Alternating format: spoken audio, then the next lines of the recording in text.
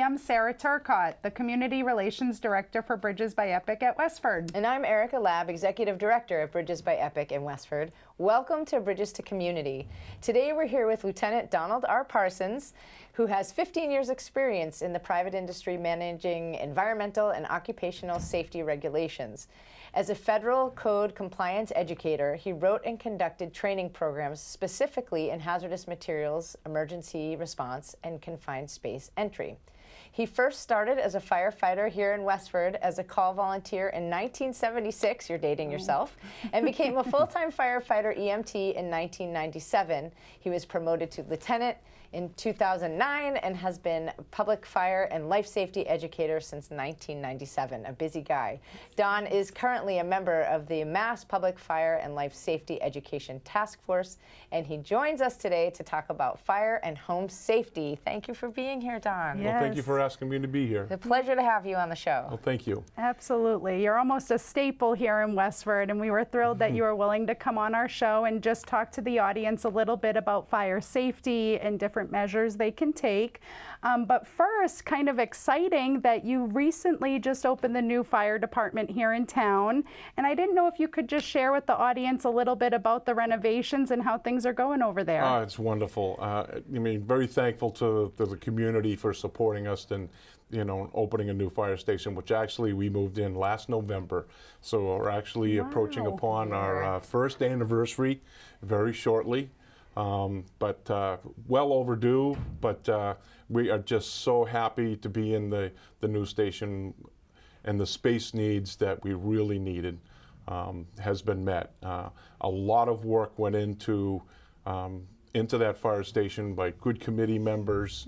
They actually spoke with people in the fire service that what were their needs, and that got built into the station, which was extremely important. That is great. So hopefully it's a station that will, suffice for many years to come.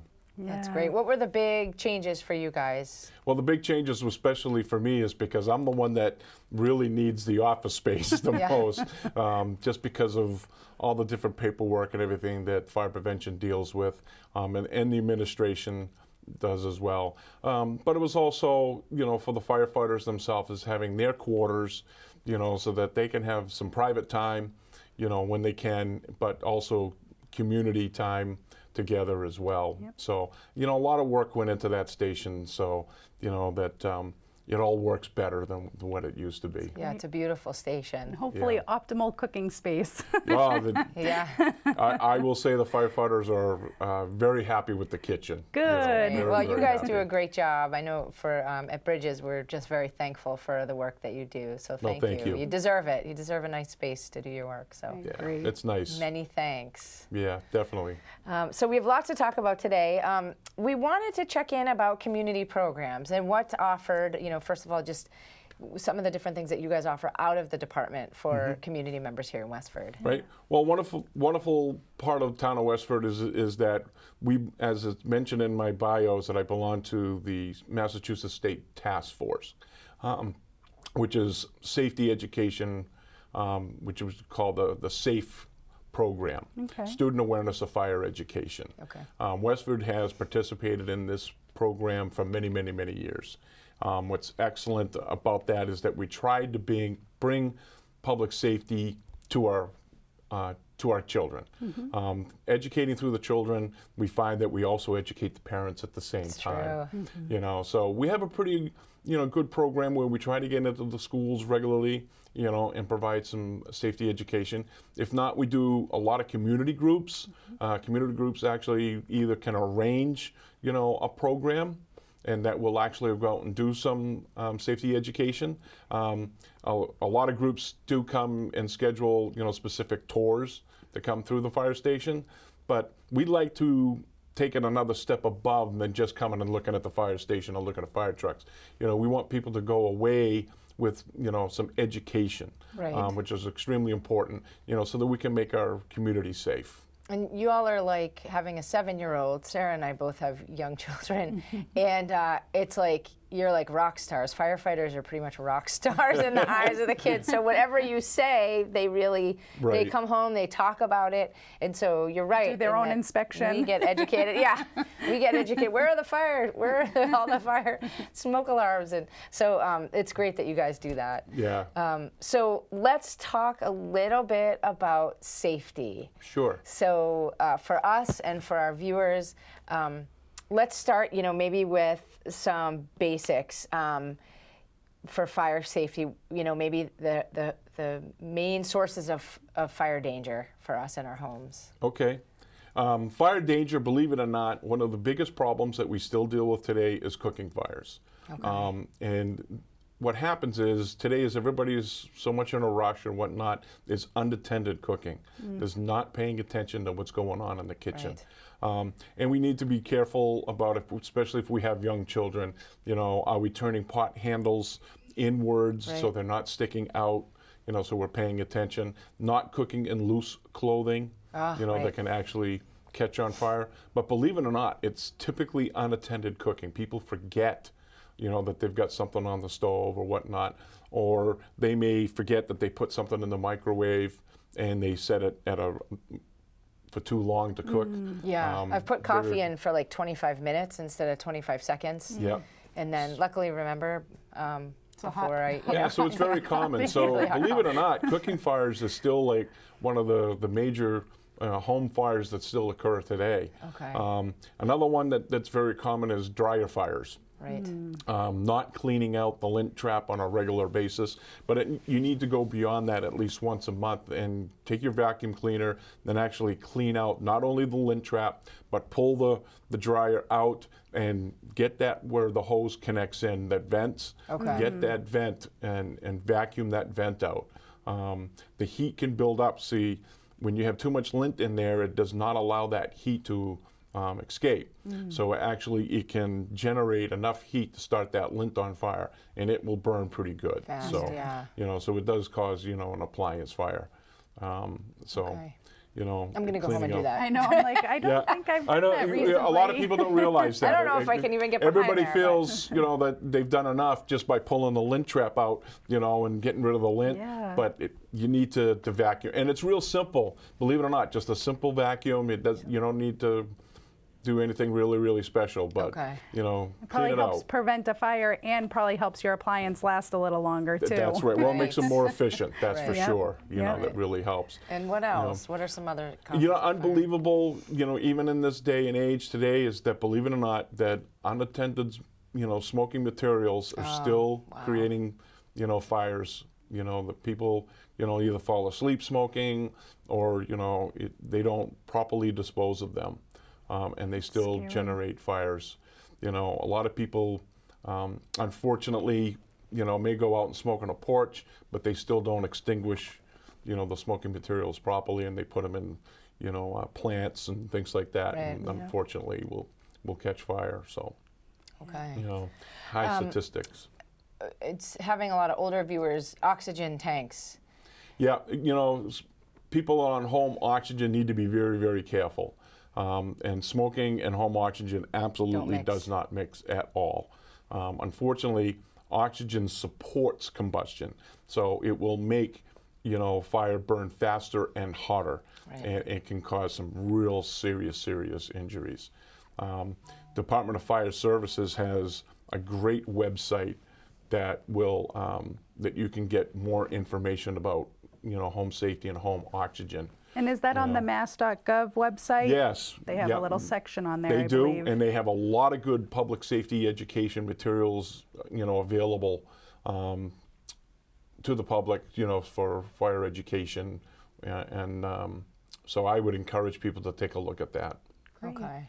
And I mean, just talking about education, I'm sure that there are some good tips that you might be able to provide the audience. There's a lot of different things that you can do to either prevent a fire or maybe help tip you off to a fire, or maybe anything related to that. Can you Yep. give some good safety Because we were tips? saying before the show, we used to say stop, drop, and roll, and that's all I can ever think of. It's not really, it's not really stop, drop, and roll It's anymore, not stop right? and no, it's not. Stop, drop, and roll has its point in if you're on fire. Right.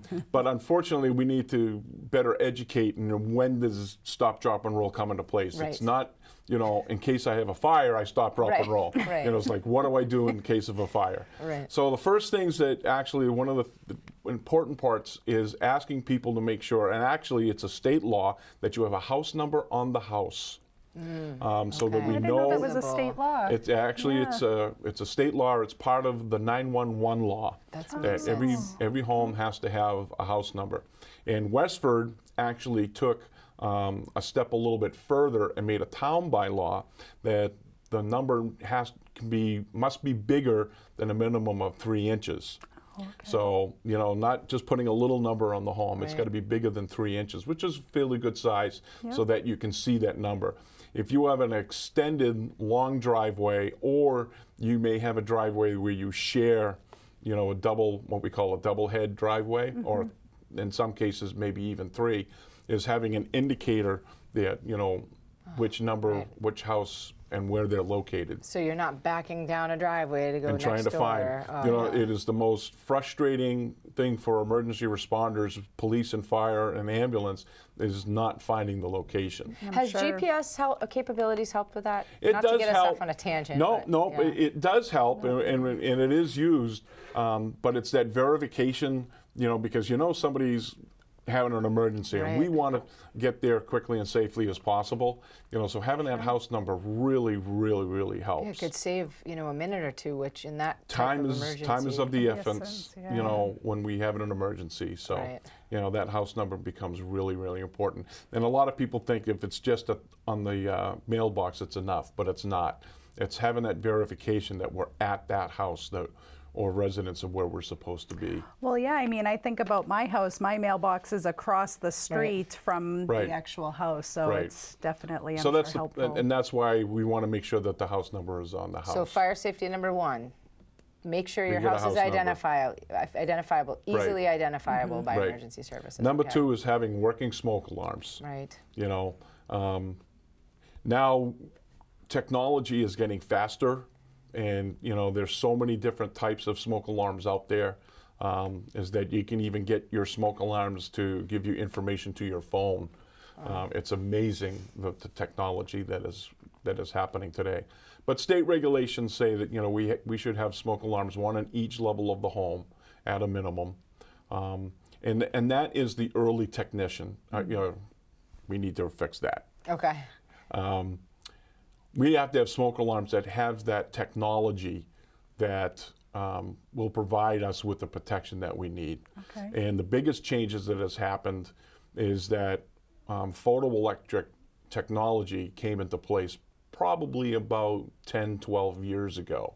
And that's become the standard, where ionization detectors were the first type of smoke alarms ever produced. Okay. And photoelectrics actually works better in homes, because we typically find that we have more smoldering fires, which photoelectrics pick up a lot So that better. could be like an electric one in the wall or something. It could be like electric in that, the or- wall, it could okay. be something smoldering in the couch, Okay. or something to that nature, where ionization detectors respond quicker to what they call flash fires, kitchen fire, Right. something that happens maybe in your basement with your furnace or oil burner or something like that. Okay. So photoelectric has definitely become the technology smoke alarm to have in your home. What's nice about photoelectrics is it also does not produce a lot of false alarms. In the beginning, ionization detectors were so sensitive that even steam or cooking would set them off. Right. So photoelectrics. That's how I know dinner's ready every night, when the alarms go off. It's a very common statement that a lot of people make, that we know dad or mom's cooking Yeah. because the smoke alarm is going Right. off. How do you know which type you have in your home? That's Say a you move into great home. question, because the only way to know is actually to look at the smoke alarm itself. Okay. There's 2 ways. Newer technology smoke alarms will actually have a small raised P and it'll have a P on it, or if it's an ionization detected, we'll have a small I with a circle on the smoke alarm itself. The best way is always to look at the back of the smoke alarm. Put your readers on. Put your readers on, read that says. fine print that's very, very small, and will tell you exactly what type of smoke alarm that you have. Now, what's interesting is the law has changed that we recommend, or actually now it's the law, not only do we recommend, but every 10 years your smoke alarms should be replaced. Okay. And with that technology, they've now come out with 10-year sealed battery smoke alarms.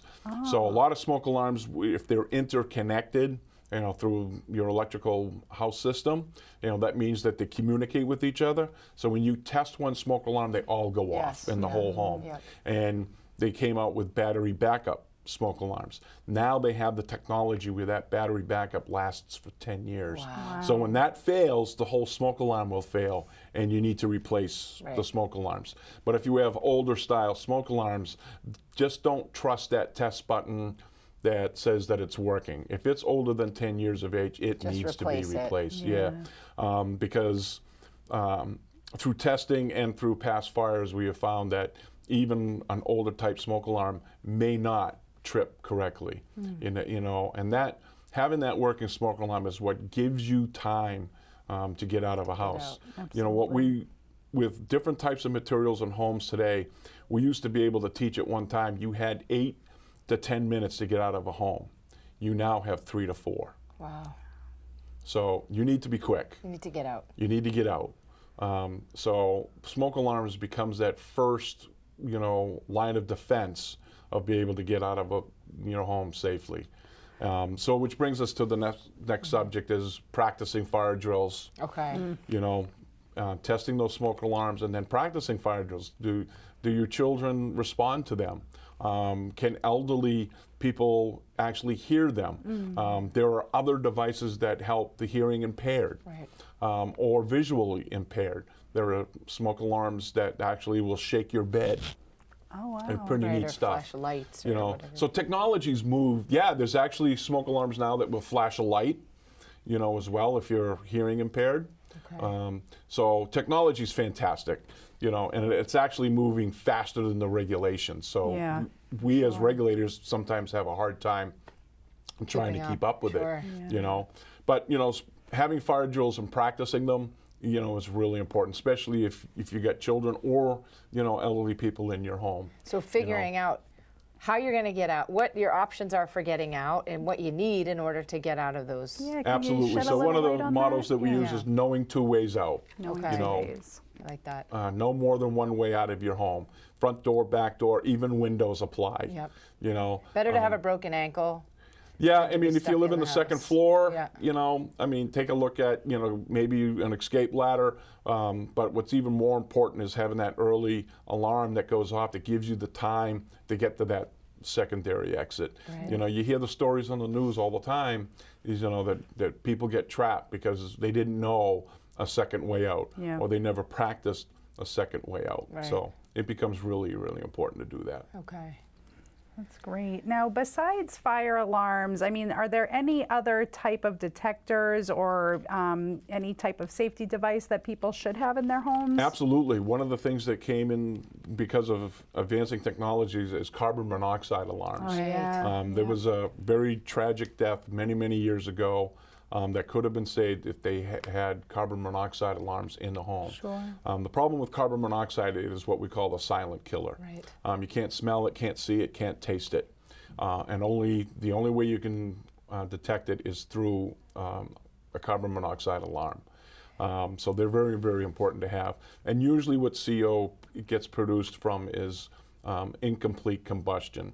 So it usually is from either bad hot water heaters, bad furnaces, things like that, that will produce carbon monoxide. And how many of those do you recommend in a house? Just like smoke alarms, One on at every least floor. one on every level, including your basement. Okay. Because you want that early detection. What's fantastic that's built into these carbon monoxide alarms is that they actually go off extremely early. before the CO builds up to a potential health issue. Okay. So they go off early. The biggest thing that we recommend people is if your CO alarm is going off, and like again, you can't smell it, taste it, or see it, call us. You know, we don't have a problem in coming out and checking that. We've got special meters, you know, to go through, and a lot of times, you know, we usually will, if there's an actual CO problem, we can detect it, you know, and try to narrow it down where it's coming from.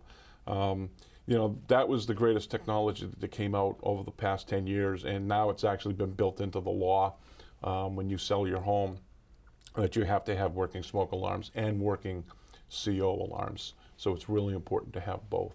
Yeah, when in doubt, reach out for sure. I do have a quick question about the CO detectors. Is it true that it's actually supposed to be located a little bit lower of a proximity than a smoke alarm? That's a real good question, because when they first came out, everybody thought that CO alarms needed to be at the baseboard. What's interesting about CO alarms is because of the technology is that they're so sensitive and that they actually go off very, very early, is that, believe it or not, depending upon the manufacturer's recommendations of installation, they can go on the ceiling or they can go on the wall. Some of them, some of the types that you can get are plug-in types with battery backup. You know, if you have hallway plugs, that works very well.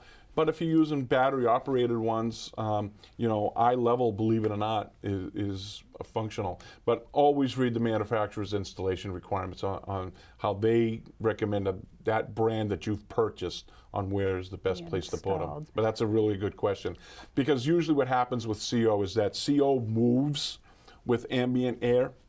So it will float and it will trip the alarm, whether it's high or low. And does it have the same life expectancy or as a fire alarm? Actually, they don't. Okay. Smoke alarms are good for 10 years. CO alarms are getting a little bit better, but it's usually between 7 and 9 years is that CO alarms start to fail. And that can be the aggravating part. Is it always seems that the CO alarm seems to fail at 1 o'clock in the morning. I don't know why. But it starts just, beeping. Yeah, it starts giving that little beep warning that, you know, the CO is starting to die. You know, so sometimes if your CO alarm doesn't seem to be tripping correctly, interestingly, CO alarms give what they call a 4-temporal beep. Now they beep 4 times, where smoke alarms give 3 temporal alarms. You're supposed to know the difference. This is why Massachusetts requires, if you use combination smoke CO alarms, they have a voice activation with them. To tell you what it is. To tell you which one it is. That makes sense. You know, because we just don't want people fooling around and waiting, you know, well, I don't see anything. So it's only beeping a little bit, so I'm going to stay in bed. Well, you could sleep by that alarm, you know, and if that CO alarm is failing, it may not pick up in time.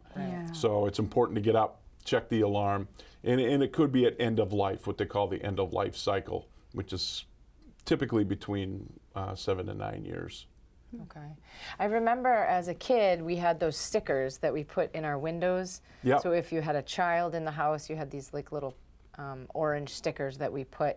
Is there any reason for someone living at home to contact the fire department about their living situation prior to an emergency? So if you're have a disability or anything, is there any reason that we should check in with you? Yeah, we have actually, because of the systems that we use for dispatching, is that if you have disabled people in the home,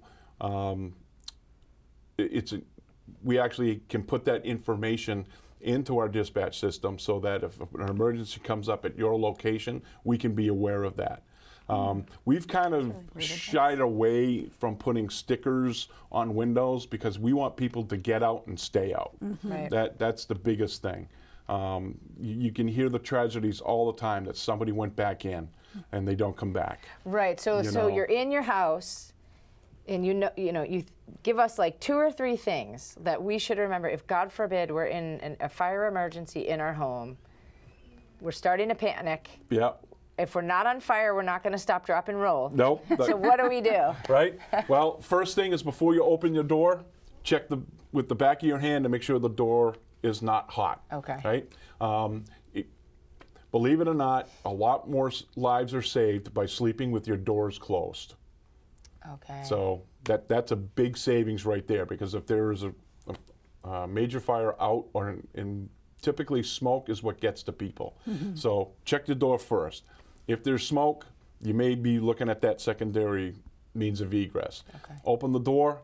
If you see smoke, get low. There's air available to you low to the floor. So crawl, get out, and stay out. You know, once you're out, stay out. Do not go back in, and have a meeting place. I think the biggest thing is, you know, practice of having a home escape plan that you know 2 ways out, and when you get out, everybody meets at one place so everybody's accounted for. Don't go running back in. You know, that's, you know, not that we want to have to go and go searching for people, but that's what we do. That's our job. You're not going to have the equipment to be able to go back, because fire just doubles in size every 4 to 6 minutes. Wow. So what about pets? Pets, you know, call them. Hopefully they'll run with you. You know, I know pets are definitely part of the family. You know, I agree with that. But try to get them to go with you. You know, don't waste time. You know, get out. Yeah. That's the big thing. Yeah. Absolutely. Well, I know what I'll be going home to practice tonight with my little guy, but you know, there's so much that the fire department does for the community. Is there anything that the community can do to support our local firefighters? Well, I think, you know, practicing and having working smoke alarms is probably the biggest help, for sure. You know, and just supporting us, you know, if things come up at town meeting and things like that. Typically, you know, our department doesn't ask for things that they don't need. Sure. You know, so that's the biggest support mechanism that's out there. You know, and if you see a firefighter out there, just say thank you. Yeah.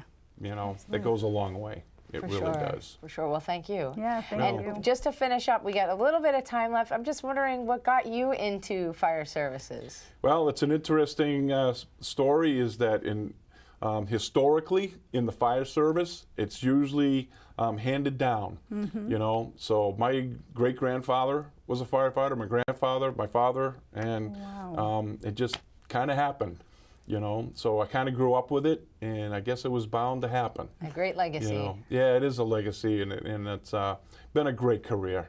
You know, it's like I did start in private industry, and in the beginning, firefighting was a part-time job in the beginning, and learned a lot during that time. But becoming a full-time firefighter was definitely the tip of the iceberg for a career. That's great. That's excellent. Well, we're so lucky to have you in town, and I also know you have your own website that people can access. Can you share that website? Absolutely. www.westfordfire.com, and I have information there about if you're selling your home, about the proper placement of smoke and CO alarms, because that can get a little confusing.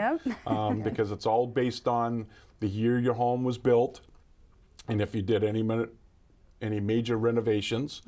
So you may have to upgrade. So there's some great information there, and I try to put it in a simpler format for people to kind of follow through. So, and it's all on one page, so hopefully people can follow through with that. But there's other information in there about fire safety stuff in there, you know. A lot of conversations always happens around, you know, can I have a campfire and things like that. That's all on my website. Oh, good. Perfect. So good stuff. It is campfire season coming up. Yeah, it is. You know, so we need to be careful. Burning season, you know. yes. Absolutely. Yes, absolutely. Thank you so much, Don. Well, it was my pleasure. Here. Thank you for asking. We Hopefully we appreciate can do your this time. again. Yes, All right. definitely. All right. Thank you. And until the next time, take care.